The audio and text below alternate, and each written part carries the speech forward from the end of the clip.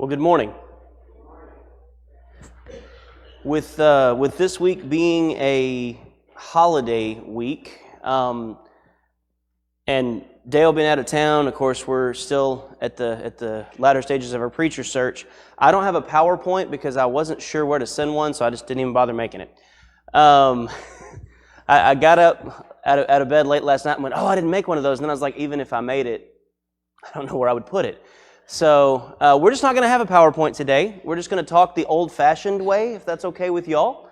We're still going to be in Job, so I hope you brought your Bibles to Bible class, but let's be turning there. And if I had a PowerPoint, here's what it would say. Is all suffering due to sin? Okay? So we're going to begin with that premise. Is all suffering due to sin? Sort of. Yes and no. Awesome. That's what my next slide would have said. Yes and no. Click. Okay? Sort of. I was afraid everybody would go, no, and I'd go, okay, class is over. Thank y'all for coming. Sort of. Here's what I want us to do. We're going to go read some passages in Job. Not a ton, because the class that was supposed to be happening this week before Ernie and I traded, because I'm helping with the retreat next week, was Ernie was going to talk about the counsel of Job's friends. So I'm going to try not to read everything that the friends say, but just a few things, okay? So if you would, turn to Job chapter 4, and we're going to look at verses 6 through 8. Now, every so often, I'm going to ask somebody else to read, so please kind of turn along with me, and I may just call you out, because if we do that thing where I say, somebody please read this, and it's silent for more than about 3 seconds, I'm going to say a name and make you read it. So just be sure you're there, okay? So beginning, Job chapter 4, starting in verse 6, and this is Eliphaz talking. Is not your reverence your confidence, and the integrity of your ways your hope? Remember now, who ever perished being innocent? Or where were the uprighteous ever cut off? Even as I have seen those who plow iniquity and sow trouble reap the same. What is he saying?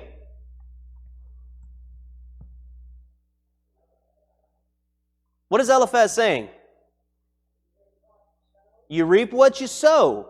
And he's saying, Job, you have sown trouble. What's he accusing Job of? Sin. Bad things happen to you. It must be your fault. That's basically the conclusion here. Bad things happen to you. It must be your fault. And he asks this question. Verse 7, remember now, who ever perished being innocent? What's the answer to that question? Whoever perished being innocent? Jesus, there's one answer, right? Do innocent people ever perish? Oh, sure they do. Certainly they do. When a child is born, or stillborn, innocent, did it perish? So the answer to his question is, a lot of people. Millions of people have perished being innocent. It's one of the reasons he'll be rebuked at the end of the book. Okay? So his question, does anyone ever perish being innocent? We can all nod our head and go, yeah. Sometimes people perish of something that was not their fault. Okay? Now that's innocent in the grander scheme when we talk about Christ or we talk about an innocent child. But also people perish from accidents that just frankly had nothing to do with them. We see it in the paper and on the news all the time. Someone shot in a mass shooting. Someone killed by a drunk driver. Did they perish innocent? I mean, it wasn't their fault. They were just there. Okay? Now, let's go to another passage. Chapter 5, verses 17 and 18. Here's what Eliphaz is going to say after he makes the case that Job has sinned. He's going to make the case that God's punishing him for that sin, and here's how he ought to behave.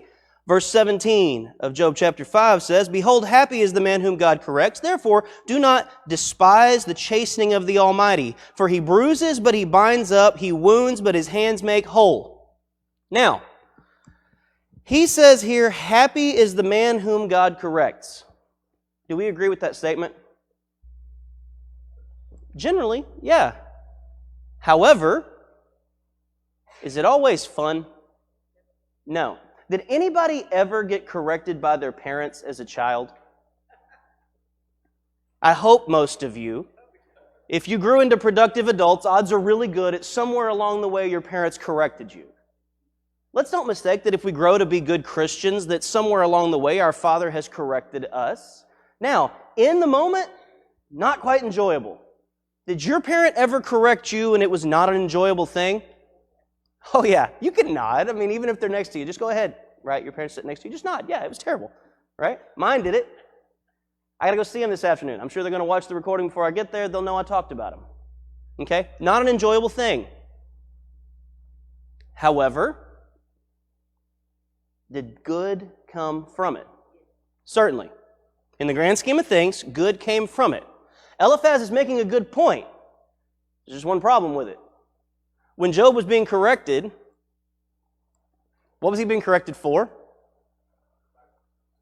Righteousness, right? Did he do anything wrong in chapters 1 through 3 that we're aware of that would merit the chastening of God? No, not that we're aware of. Eliphaz is right in what he says. He's just diagnosing a problem that doesn't exist. It's like me splinting your perfectly fine leg. Okay? There's a reason I have this stuff wrapped around my finger, because it's broke. Okay? There's a reason there's nothing wrapped around this finger, because it's not. Okay? Something that's not broke does not need splinting. It doesn't need correcting. Okay? Eliphaz is right in the diagnosis that God chastens people and they should be happy about it. They should grow from it. This is good things. Okay? But the suffering of Job has nothing to do with anything that Job did. Let's go to chapter 6. Job's going to respond to Eliphaz starting in verse 22. It's a little bit longer section. Job 6, 22 through 30. Did I ever say, this is him responding to his friends, did I ever say, bring me something or offer a bribe for me from your wealth or deliver me from the enemy's hand or redeem me from the hand of the oppressors? Teach me and I will hold my tongue. Cause me to understand wherein I have erred. How forceful are right words, but what does your argument prove? What does his argument prove? Well, his argument proves that God deals righteously, but does it prove that Job has done wrong? Does the statement that bad things are happening, therefore you must have sinned, hold water? No, that's the case Job's making. I don't disagree with your assessment of God. I have problems with your assessment of me. So, do you intend to rebuke my words and the speeches of a desperate one which are as wind? Yes, you overwhelm the fatherless and you undermine your friend. Now therefore be pleased to look at me, for I would never lie to your face. Yield now, let there be no injustice. Yes, concede, my righteousness still stands. Is there injustice on my tongue? Cannot my taste discern the unsavory? I don't disagree with your assessment of God. I disagree with your assessment of me. Yes, I have suffered, but no, I have not sinned.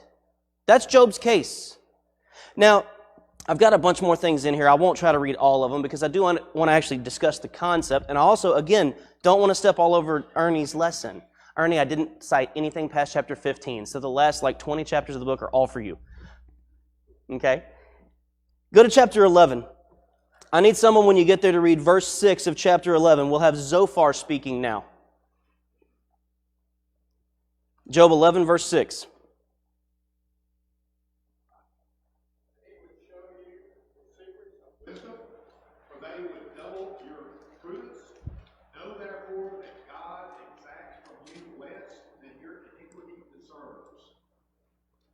Whoa.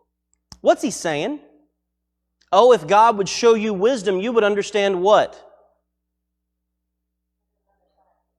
There's another side to this story. You would understand that not only has God punished you, but He has not punished you enough. That's Zophar's case against Job. You have been punished less than your iniquity, sin, deserves. We all, as New Testament Christians, if I give you the first half of a verse, you can generally finish the other half of it, right? For the wages of sin is death. We're there, right? So, Zophar's statement, in general, is it accurate? What should be the wages of our iniquity? Death. Right? And the free gift of God is eternal life. We'll talk about that in the sermon this morning, so we'll just glaze over that for a minute, okay? What's the problem here? The suffering of Job is related to what? Nothing. His righteousness, God pointing out His righteousness to Satan, and Satan choosing to bring down a righteous man. Again, it is not the iniquity that has caused the suffering. The question is based on a false premise. The statement is based on a false premise. This is the discussion that Job's friends will have almost in a complete cycle throughout the bulk of this book. And I'll leave the rest of that to Ernie for next week. What I want us to understand this morning is Job's friends are making an accurate point except for one thing. They are diagnosing a problem that doesn't exist. They are addressing the righteousness of God, but they're not addressing the righteousness of Job. In general, the argument of Job's friends is, God is righteous, you are not. Okay, fair. Except, everything that you're talking about has nothing to do with any unrighteousness on Job's part. Job's point is, God is righteous and so am I. My suffering has nothing to do with my own unrighteousness. True. We have the advantage of chapters 1 through 3. They don't. So we know Job is speaking the truth here, which is the reason that the friends will be rebuked and Job will not. God will say, you have not spoken wise concerning me as my servant Job has. He says that 2 separate times at the end of this book. That Job has spoken of him wisely and the friends have not. And the reason is the friends are making the same direct conclusion that we do. All your problems are all your fault. All the shortcomings in your life are all your fault. So, we're going to push back against that this morning. Turn to Romans chapter 5. Yes, I went to the New Testament to talk about Job. Because the New Testament's our covenant, right? Thank you. I knew somebody would agree. Right? Yes. So while I am a little bit concerned with whether or not all suffering is due to sin under Job's covenant, it wouldn't do me any good to just study that in an academic sense. Okay? I know based on the first few chapters of Job that his suffering had nothing to do with anything that he had done other than being righteous. But I want to talk about us some too. Sorry. I want to talk about us some too. Let's start in verse 12. All right, I want somebody to start reading in Romans 5, verse 12, and you know how I love that pause button, so I will tell you to pause along the way, okay? But somebody take off reading, Romans 5, 12. One man sinned into the world, and death through sin, and thus death spread to all men because all sin. Pause. You're doing great so far, Jeff. I'll turn you back on in just a second, okay? Sin entered the world through what? One man. There's something interesting here. Who receives the blame for sin entering the world according to this passage? Adam. We're real quick to point at Eve, aren't we, guys? Okay. Not saying she didn't do wrong. I'm just saying Paul's pointing to us, okay? Adam. Certainly. She was deceived. I won't go any further on that point than that right there. I can already tell I'm surrounded. I'm just saying, through one man, sin entered the world. That's Adam. Okay? And because sin entered the world, what else came? Next part, through one man sin entered the world and death. Well, the wages of sin came with it. What do you know? When sin entered the world, death came with it. And this is going to be very important in a minute when we talk about is all suffering due to sin. But death came with sin. Death spread to all men because all sin. Now, everybody knows that verse, for all have sinned and fall short of the glory of God, right? Romans 3:23. Everyone that has the opportunity to sin at some point will. And I phrase it that way for a reason. We already talked about babies born and dying innocent. Okay? There's a particular industry in our country that kills millions of them. Everyone dies innocent. Talk about that more in the sermon too. But Each and every one of us who reaches the age to be accountable, who reaches the age to have the opportunity to pursue the lust found in us, according to James chapter 1, will at some point succumb to sin. And so, in the same way that sin came through one man, it eventually becomes the property of all men because all have sinned. All right, Jeff, pick up verse 13. Was in the world, but sin is not imputed when there is no law. Pause. I promise I'll let you read more than one verse at a time here in just a minute. We're just not there yet. Even before the law identified sin, sin was in the world, right? Okay? And what he's talking about here is the Old Testament law. In the garden, there was, to our knowledge, one rule. What was the one rule? Obey God. Don't eat from this tree in the middle of the garden. The question asked of Eve, again, I know it was Adam's fault. The question asked of Eve was, has God truly said you can't eat from any tree? Well, no, that's not what he said. She knew the rule. She said we can eat any tree but that one. In the day you eat of it, you'll surely die. Now, obviously, it was not immediate because the Bible doesn't end in Genesis 3. The Bible doesn't have a new creation story in Genesis 4. It just means that death entered the world.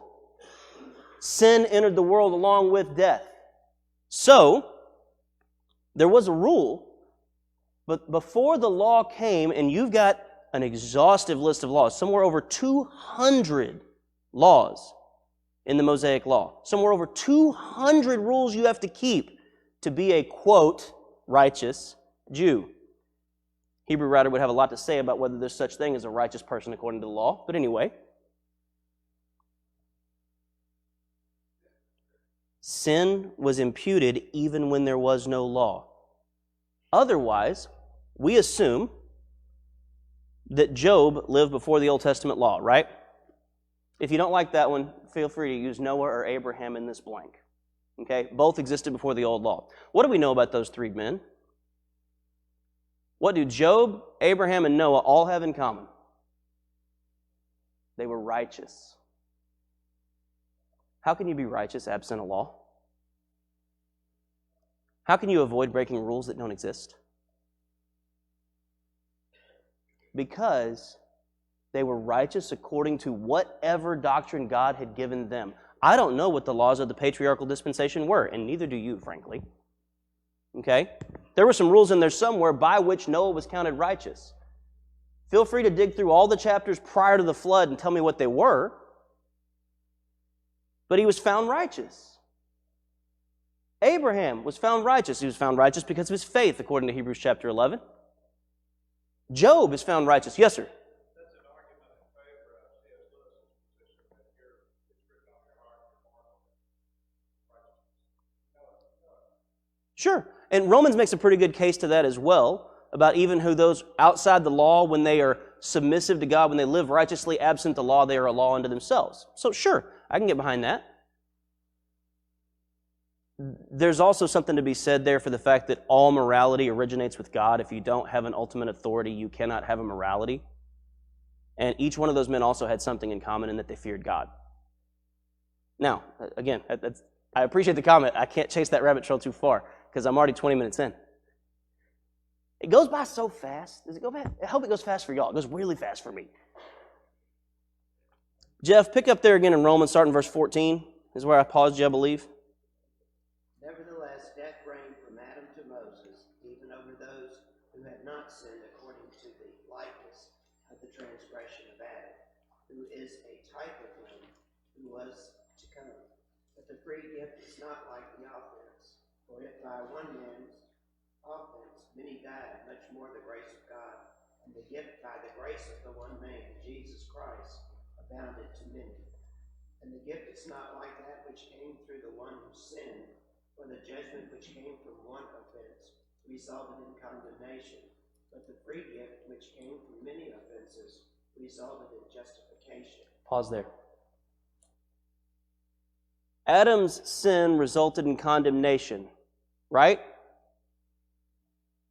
For who? Everyone. Right?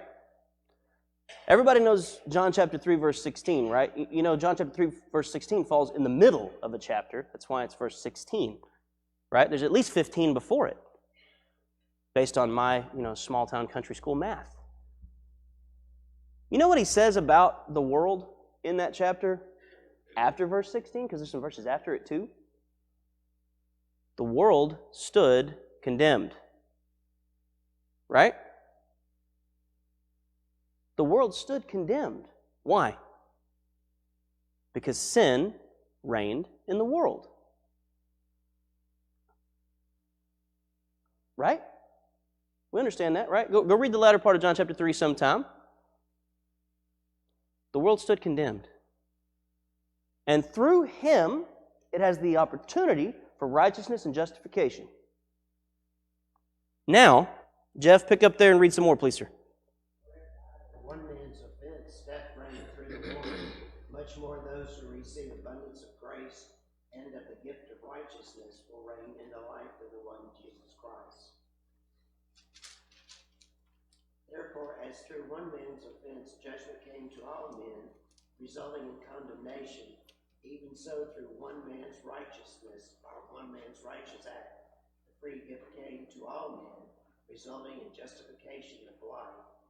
For as by one man's disobedience many were made sinners, so also by one man's obedience many will be made righteous.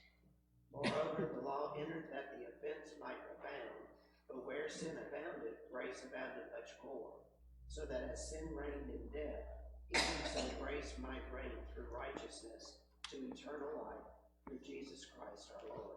Okay, thank you, Jeff. In that section, sin entered the world through Adam, and it brought its wages with it, which was death. Here's why this is important. This is why it's very important. In the case of Job, he endured 5 things, right? The first day he got 4. What were the first 4 things that Job endured? His losses, right? His donkeys and oxen were taken by the Sabaeans. The fire of God consumed his sheep and his shepherds. His children, the house collapsed on them from a wilderness wind. What's the 4th one? His camels were stolen by the Chaldeans. Right? So, 4 things happened to him the first day. Were those because of sin? 2 of them were at least directly the result of sin. Here's why. The oxen and donkeys were stolen. And the servants were murdered. Are those wrong? If you want a case for murder being wrong even back then, what did Cain do to Abel again? Oh, wow, it appears murder was wrong even at the very beginning, right? So, we have theft and murder by the Sabaeans, and again, the guys that stole the camels, the Chaldeans, stole them and murdered the servants. Did sin take place in at least 2 of the first 4 things? Yes. Was any of that sin Job's? No. But who suffered for those things? Job. You could also make a pretty good case that the servants kind of suffered in those things too, right? Because they all died but one. Well, 2 technically. 2 separate servants brought the message, right? So out of all of his servants, they were all killed. Was it because of their sin that they were killed? Not that I can find. Sin has collateral damage. So here's a question for you. Somebody gets murdered today. Not today specifically, but in modern times. Who suffers for that? Lots of people. The person killed, their family, their friends, society. Something is lost when a person is murdered, right? And whether he's caught or not, the murderer suffers too. Oh, he or she may not know it yet, but they do. They suffer for it. Whether they're punished by man or punished by God, they will suffer for it. There is collateral damage to sin. Folks, what we need to understand is that sin has reign in this world for every person that submits to it and every person impacted by it.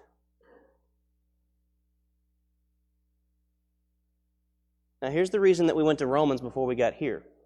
Out of those 4 things, oxen, donkeys, camels, all that, stolen and servants murdered. But what about the sheep? What happened to the sheep again? Fire of God fell from heaven, consumed the sheep and the shepherds. And what about the children? Strong wind, right? Where was the sin in those? Can't find it, can you? But, here's my point to you. I want you to hold your finger. Actually, we're not even in Job right now, I imagine. Let's just go ahead and turn to Ecclesiastes. I'm going to make my plug one more time. I've got one elder here this morning. The other 3, you'll have to watch the recording. I really think it'd be cool to do a study of Ecclesiastes sometime. Love the book. It's a very, very wise man's long letter about all the things he did wrong. But he comes to a great conclusion in chapter 12. I don't want to spoil the ending for you. But Ecclesiastes chapter 3 should be about the first 8 verses. Somebody start reading for me. And don't worry, I'm not going to interrupt you. You can just read the whole thing.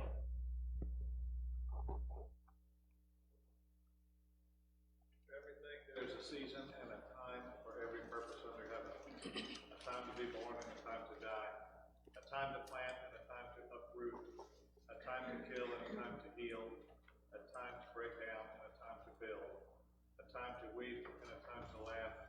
A time to mourn and a time to dance. A time to cast away stones and a time to gather stones together. A time to embrace and a time to refrain from embracing. A time to search and a time to count as lost. A time to keep and a time to discard. A time to tear and a time to mend. A time to be silent and a time to speak. A time to love and a time to hate. A time for war and a time for peace. Just so you're aware, I am of the opinion that Solomon wrote Ecclesiastes. I understand that's a debatable point for some people. It's not for me. So I will operate under that assumption this morning. I hope you're okay with that. If you think it's somebody else, feel free to read this in the lens of whoever you think wrote it. Okay? For my purposes this morning, Solomon wrote this book. What's Solomon saying? He said it right there at the very beginning, right? There's a time for everything. Everything has its time. Okay? And the very first thing he says, a time to be born and a time to die. Is he clear about when those things happen? Sometimes they just happen. They all happen according to God's purpose, within God's will. But sometimes those things just happen. Which is why when terrible things happen, we use phrases like their life was cut short. Right? You've heard that phrase before. Frequently you'll read an obituary and talk about an untimely death. That doesn't mean it happened outside of time, but it happened short of what we would have considered the appropriate time. But Solomon's very clear about there is a time to die. Here's what else he says about some things happening that we're not able necessarily to ascribe a pinpoint to. Turn to chapter 9. We're going to look at verses 11 and 12. And again, he talks about in his entire book, the theme is vanity of vanities, all is vanity, a chasing after the wind. All of this is meaningless. Everything that occurs under the sun is meaningless. So, chapter 9, verse 11, I returned and saw under the sun that the race is not to the swift, nor the battle to the strong, nor bread to the wise, nor riches to men of understanding, nor favor to men of skill, but time and chance happen to them all. What's he saying?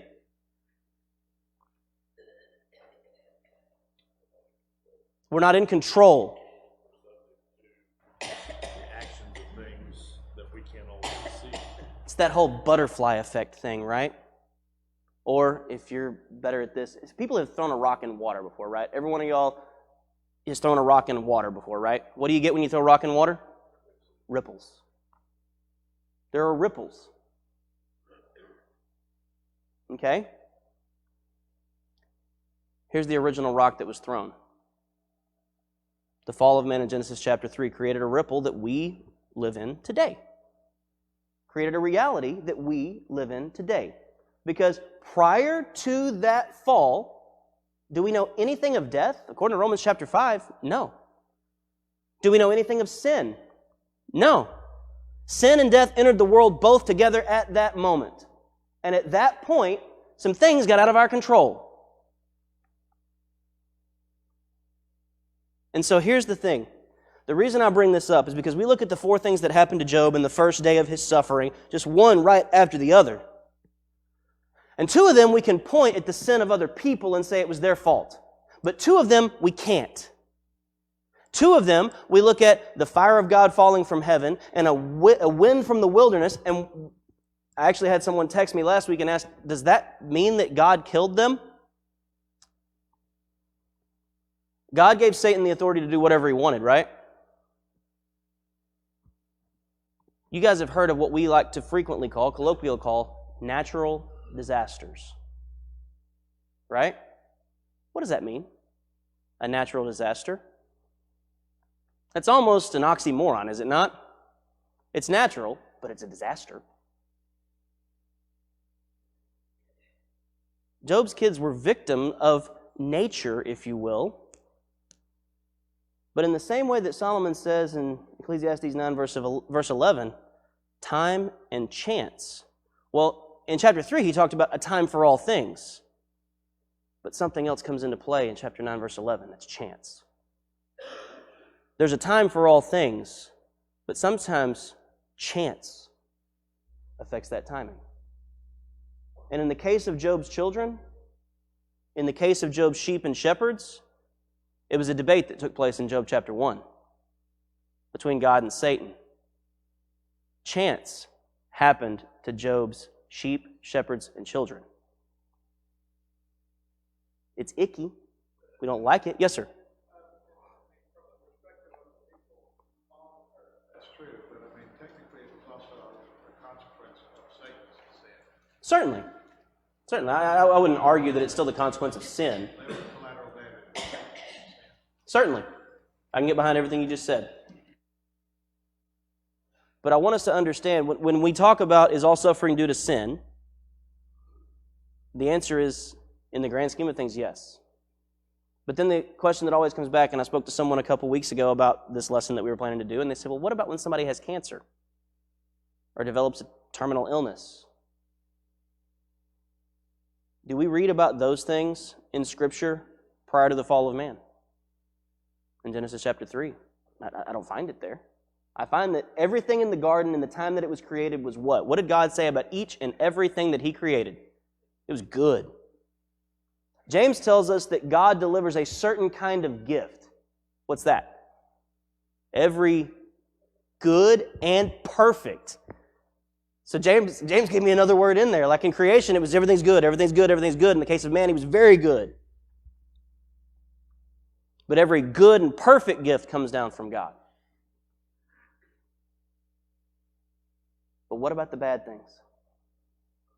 The bad things came in when that stone was thrown in Genesis chapter 3. And we suffer the impact of the ripples. And sometimes those are things that we can't directly tie to sin. Now, here's my question.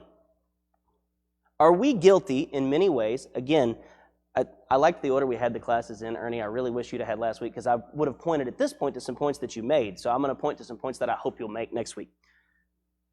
If you don't, that's okay. Still your class.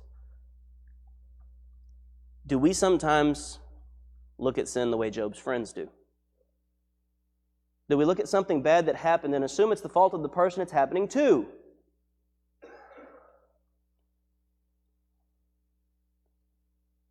Let me ask you this.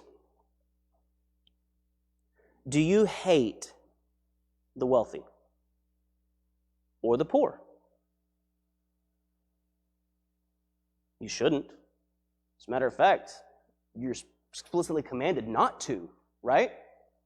But when you see someone who is wealthy, do you assume that they got there dishonestly? And when you see someone who is poor, do you assume they got there willfully? Sometimes, time and chance happen to all. Now that's an easy example in our society today because we have an eat the rich and kill the poor mentality, it seems like. But that is not the attitude that Christians are to have to those people. We are to assume the best of people. We are to love all the people. Right? I think sometimes, deep down, even Christians have the same shortcoming that Job's friends had. That they see something happening, and it's not always bad things. We see good things happening to people and assume that they got them apart from God.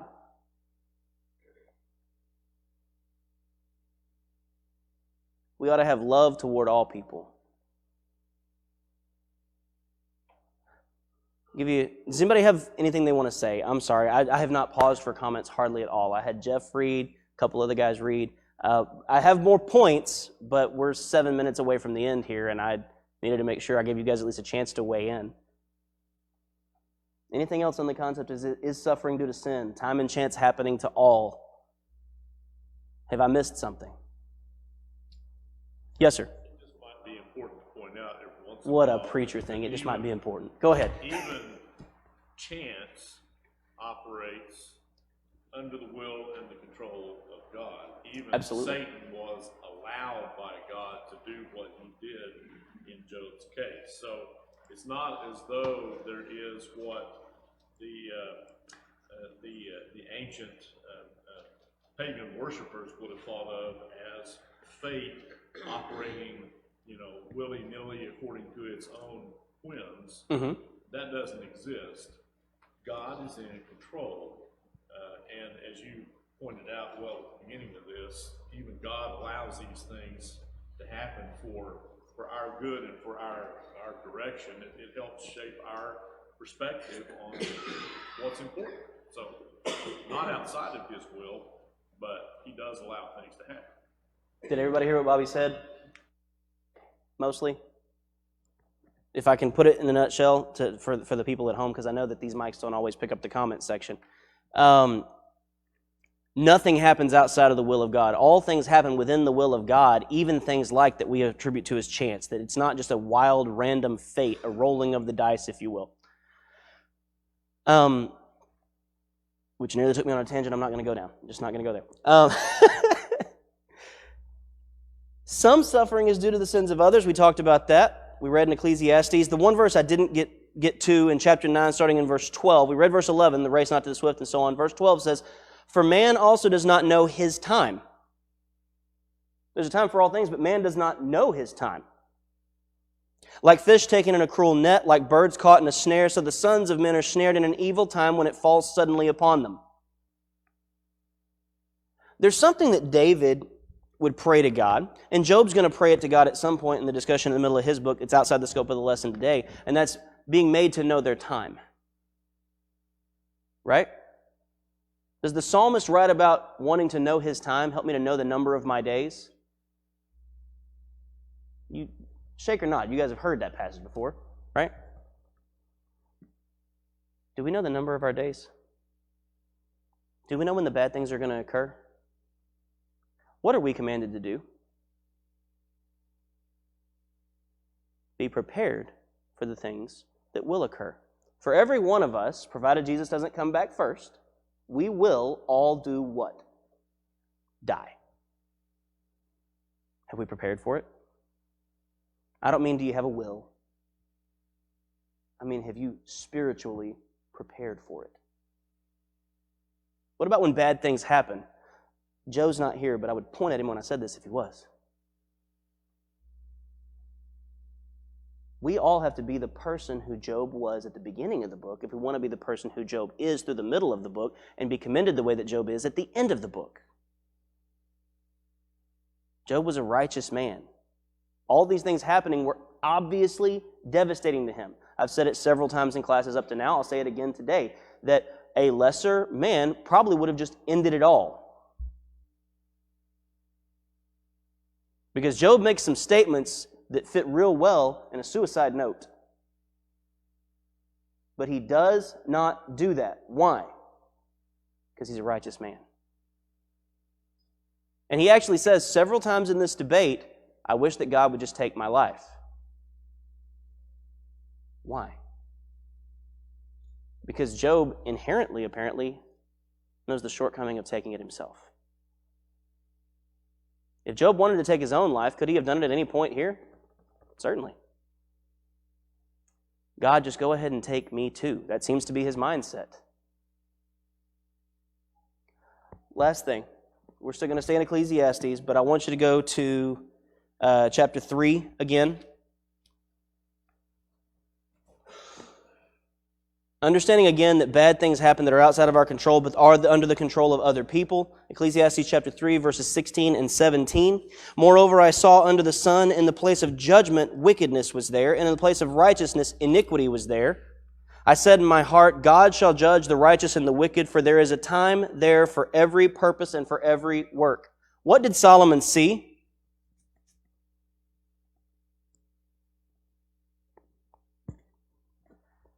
He saw that we live in a fallen world. In the place of judgment, wickedness was there. And in the place of righteousness, iniquity was there. Have you guys ever known a preacher who had a whole dark closet full of skeletons? Not you. But someone who proposed to be righteous and was not? Have you known a person who claimed to be a Christian but in their life was not? In the place of righteousness, iniquity was there. Have you known someone who is proposed to be a judge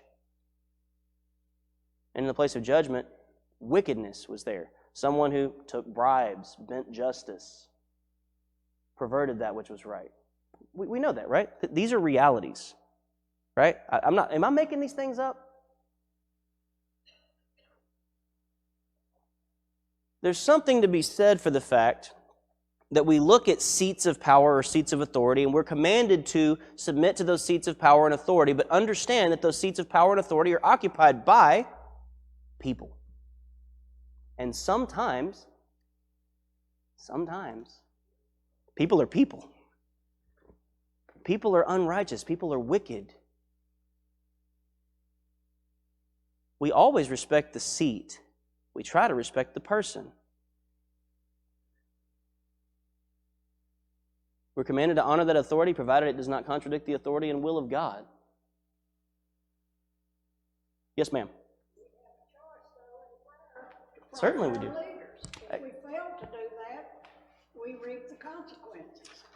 The church can make a difference. I really believe that. Oh, I do too. I think we're doing 1 and 2 Timothy and Titus in our Wednesday night series right now. I had the lesson on prayer, so I'll talk about it. You guys, I hope you watch. If you're not here for them, you're watching them. But we talked about that our prayer is important, that we're supposed to pray for our leaders so that we can have good leadership. Go back and watch the video. I had 4 A's. I don't have time to go through all of it now because I'm like at the line here. Last part. The question, why isn't good rewarded? It is. Why isn't evil punished? It is. Just maybe not necessarily according to us, maybe not necessarily in our time, maybe not necessarily on our schedule, but according to God, it is. The wicked fear, and again, Ecclesiastes talks about how a worldly person, a person who places all their faith in the world, has nothing to look forward to, they have no peace in their sleep, they stress and they worry and they strive all the time. Here's why. The wicked fear for good reason. They weep without comfort, they walk without guidance, they live without meaning, they die without hope. But the righteous, they weep and are comforted. They walk according to guidance. They live with meaning. And they die with hope. What more do we want from God? That's a pretty good list, isn't it? So we're going to close there this morning. I appreciate your comments. I appreciate you staying with me through all this. Thank you. Happy Easter.